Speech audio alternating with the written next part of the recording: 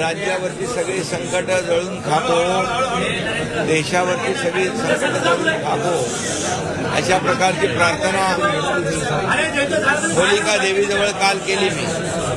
आज धुलीवंदन आहे. धुलीवंदन ना निमित्त मी म्हणजे धुळवडी निमित्त,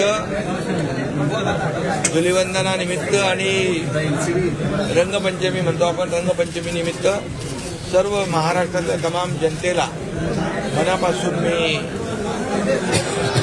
धुलीवंदनाच्या शुभेच्छा देतो. आणि त्यांच्या आयुष्यामध्ये सुखाचे, समृद्धीचे, आनंदाचे आणि आरोग्याचे दिवस येवो. त्यांच्या जीवनामध्ये, महाराष्ट्रातल्या तमाम जनतेच्या जीवनामध्ये सप्तरंगाची उधळण हो आणि आनंदाची बरसात हो, अशा प्रकारच्या मनापासून मी तमाम जनतेला शुभेच्छा देतो.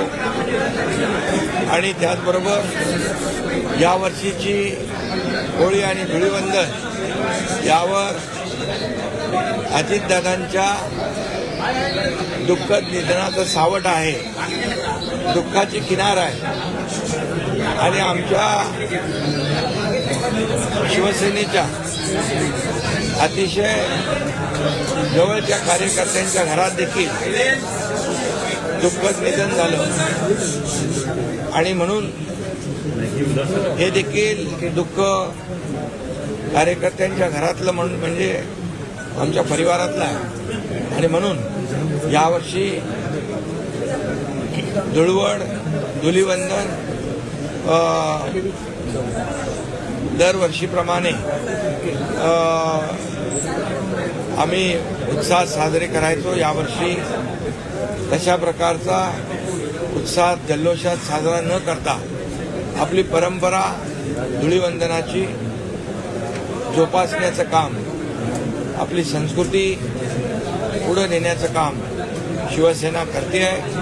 आणि म्हणून आमची परंपरा आहे की धर्मवीर आनंद दिघे साहेबांच्या आनंद आश्रमामध्ये येऊन त्यांना अभिवादन करणं, वंदन करणं आणि बाळासाहेबांना आणि हिंदू हृदय सम्राट बाळासाहेब ठाकरे यांना आणि धर्मवीर आनंद दिघे साहेबांना